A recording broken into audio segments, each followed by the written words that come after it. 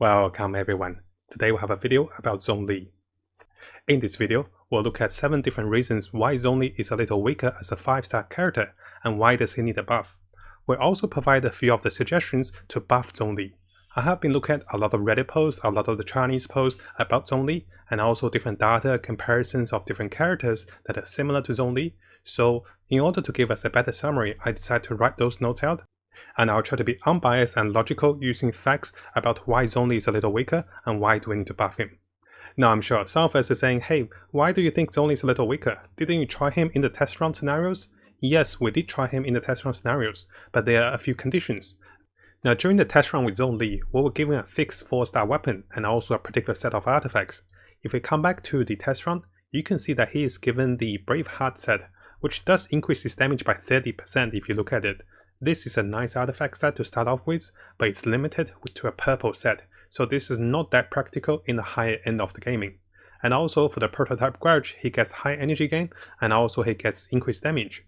So those artifacts are not overly too powerful to mislead us, but also they do not give us the best summary of how strong he can be and how we can build him. Now before we go deeper with my logic and also reasoning for why Zhongli is a little weaker, it's important for us to also consider the ways to buff him.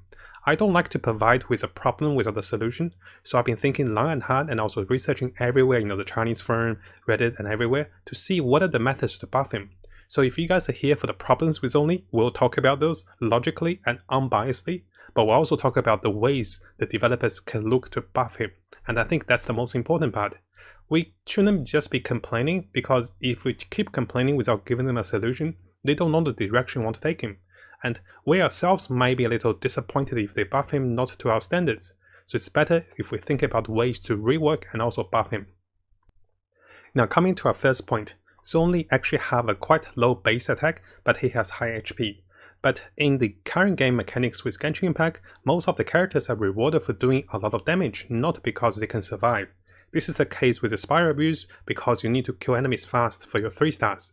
And also a lot of other cases, in the dungeons you have a time limit. They don't care if you survive and if you buff yourself with a lot of max HP shield, they just want you to do a lot of damage. So if we come back to this post by getting on 127 over here, you can see that Zhongli is currently ranked over here in the kind of average section as a 5-star. He has 251 damage, which is quite low compared to most of the 5-star characters, and some of the 4-star characters are close and on par with him. Now we do see that Zhongli is very high in HP and this does help with his HP scaling skills, but as we see later on, those HP scaling skills actually gets outranked by the attack scaling. Coming to a second point, Zhongli can be built for a physical damage build, and I've seen people talking about Zhongli with a Crimson Spike. Now Razor is one of the best physical damage builder, and also Shaolin can use a Crimson Spike as well. Those are 4-star characters that we're comparing a 5-star character here. And if we come to Razor's kit over here, you can see that Razor has some of the nice talents and constellations to allow him to increase his physical damage. So you can see he gets a bit of the energy increase, and over here with Constellation 4, Razor minus enemy's defense by 15%. And similarly, if we come over to Shaolin, you can see that she buffs attack by 10%. And also with Constellation 2, Shaolin's normal attack also triggers pyro damage, which she lowers enemy's resistance. Now I'm sure you guys are thinking, hey, he's not a damage builder for physical damage, he goes well with skill damage. I've seen videos of how much he hits, over 100,000 and a lot of videos. If you come back to this previous video, I talk about the nerfs of Zhongli. I also talk about how those damages actually conducted in the Spiral Abuse, where he gets 120% more critical damage, and also people are using Mana to increase his damage by 42%, which is not very practical without those 5-star items. Now with a better testing and more research, most people have concluded that Nagon, which is also a 4-star Geo character, which is the same element, she deals more damage than Zhongli. She deals more damage than Zhongli over time, so her damage potential is actually higher than Zhongli. This is especially the case after Constellation 1, because her normal attack now deals AoE damage. And also after a lot of testing and also a lot of researching from both communities on the Reddit and also on the Chinese community, most people have concluded that although Zhongli's damage does a massive damage with his ultimate, it's a long casting time.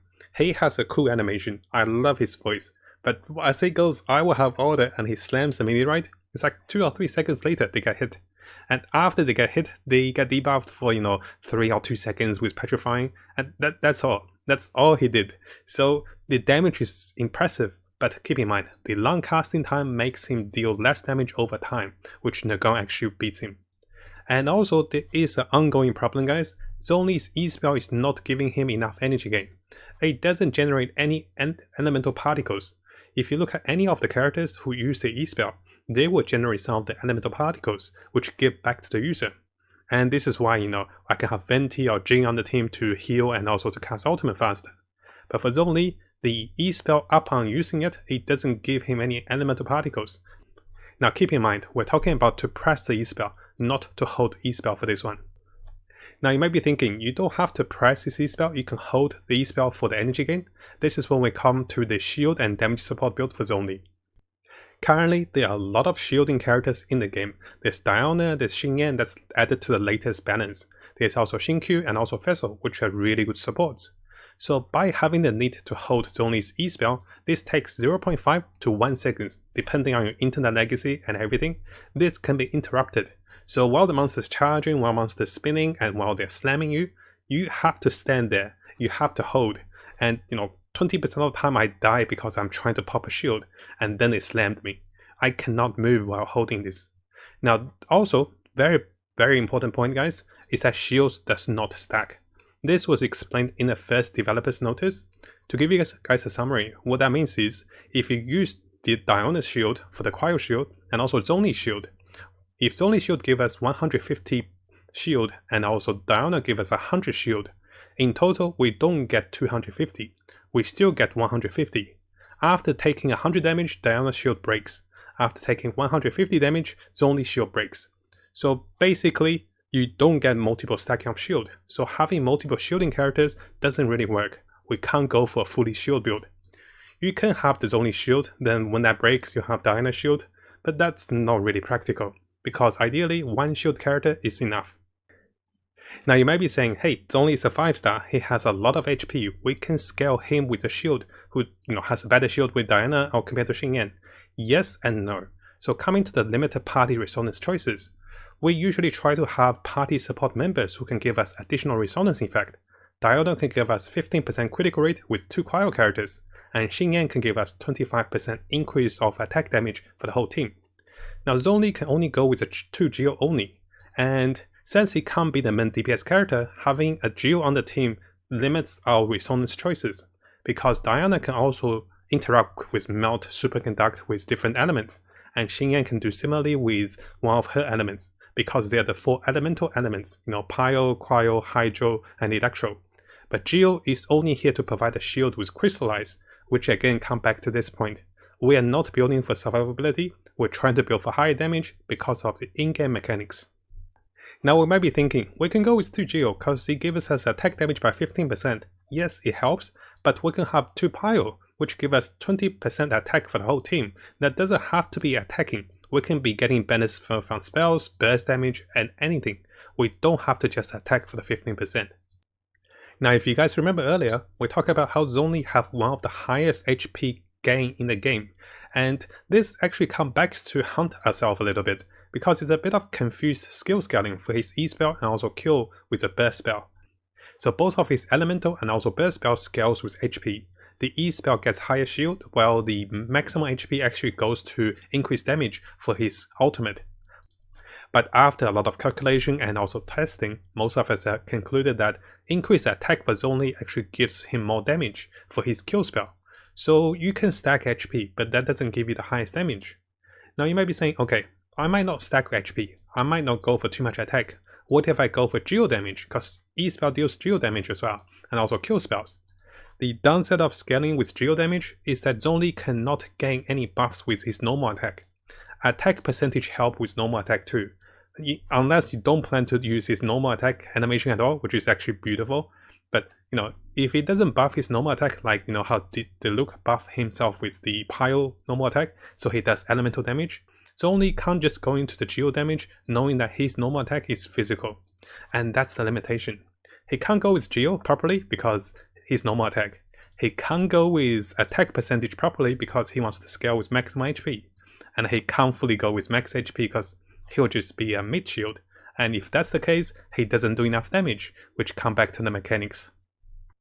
Now coming to our final point, the elemental E spell with Zhongli's pillar is actually really amazing and really interesting. There's a lot of fun ways people are playing with it, making structures and making memes. But if we come to the game mechanics, similar to previously with the Traveler where he slams down the fatter the geostructure, the rounder one, it can be excellently climbed, and this interrupts the fight. In my previous video on Zhongli, I deliberately showed you guys this is very interruptive. So notice here, I'm trying to fight, I'm just climbing. I was like, what, why are you climbing, dude? I don't plan you to climb. And here I talk about it as well. So what you're gonna see is after I talk about how bad it is, he just dies, and that kills my whole team. This did not happen just once. It happened a few times.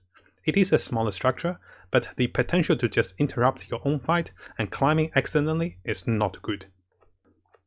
Now we talked about this earlier, about Zhongli pressing his E, that's not giving him elemental particles.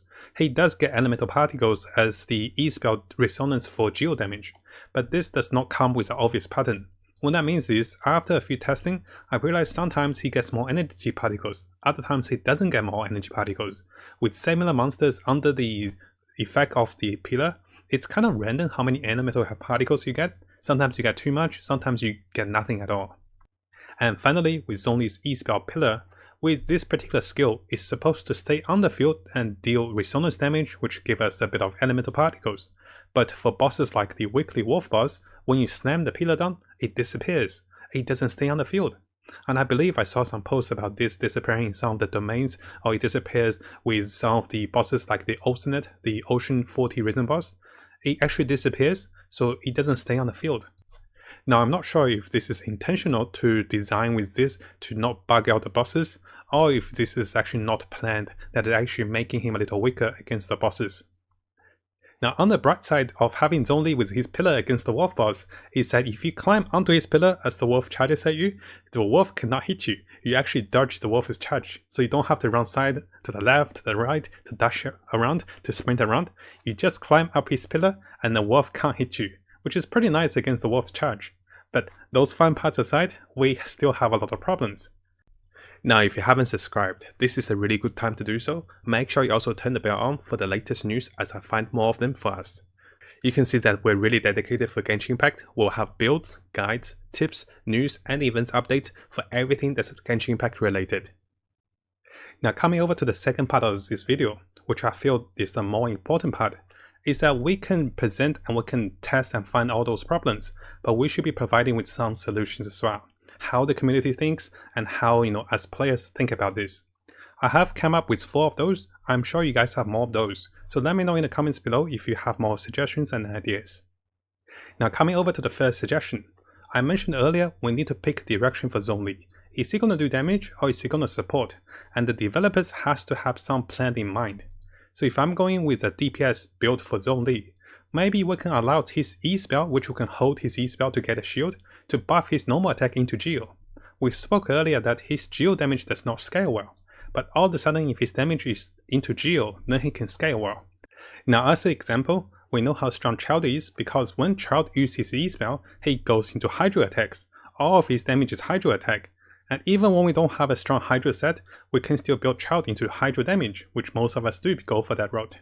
So better damage scaling, more reasons to go for attack percentage and also geo percentage if we allow Zhongli to buff his own attacks into geo. I don't think it's a hard ask, I think it's a really good direction, which gives us potential. We can build him around, we can try different artifacts. We can also benefit from increased geo damage as we build him with his ultimate and also normal attack. Now my second recommendation for Zhongli also goes with the DPS path, so we want him to do more damage. So while we have his pillars on the field, it doesn't seem like the pillars doing much. What if having the presence of the almighty Zhongli pillar actually lowers the enemy's physical or geo defense or increase our own damage of physical or geo? So it doesn't have to be both. If it's physical, we can go with physical build. If it's geo, we can go with that. It can even be both. This can also just work for himself, which he is the main damage dealer, or this can make him into a support character. This can also work for all the party members, by which he can give us more damage or reduce the enemy's resistance.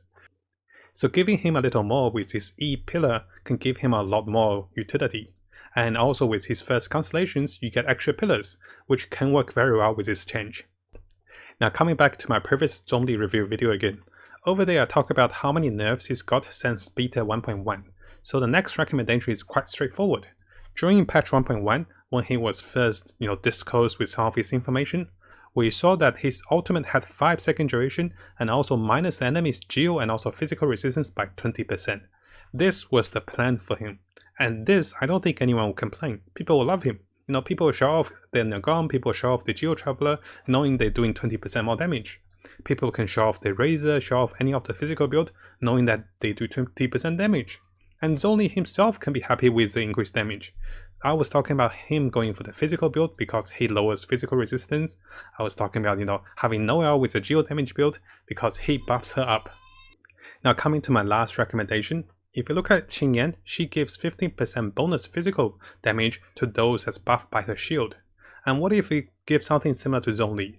It can be 10 to 20% physical or geo damage bonus, and this allows him to be a better support, because he can give us, increased damage. And Xingyan gets that because she's a 4-star support. Zhongli can get something similar, maybe in his talents or maybe just in his skill by itself. Now on a similar note, this doesn't have to be physical or geo damage. We can even consider giving us better attack speed, or maybe giving us cooldown reduction. So something that makes him unique and interesting can be very nice as a support. Finally, as a small little personal rant, I was thinking why 15% all reduction for his utility passive? Why not give us, at least climbing stamina reduction? As Lord of Geo, he should control the earth, right? Maybe we can climb a little faster, less gravity. So let me know what you guys think about my reasoning. Keep in mind, those are my personal reasoning. I did try to be unbiased using different research, different methods, and different ways of calculation, compare different stats with different characters. I don't just want to say, okay, I saved for him, and I actually got a really expensive Zhongli, I know, and I don't want to just complain because I'm not happy. I want to show why with a different stats comparison, different reasoning, and different game mechanics. And also, I wanted to provide some suggestions towards Zhongli's rework and also buffs. I don't want to just make a video to complain about him. I want to look at his kit and his build in detail. I played him for the past few days. I like him, he mines very quickly, he does a lot of good things. I like his voice line, attack animation, I like his lore as well. And it would be really nice if we can work together towards a particular direction. Whether doing more damage or helping the team out can be very helpful for the Lord of the Geo. Now if you found this video helpful, make sure you subscribe and also turn the little bell on for the latest news. I'll be looking towards to make more builds, guides, tips and news and event updates for us as we come further into the game. And as always, I wish you guys the best of luck with Genshin and have the most fun in exploring this wonderful world.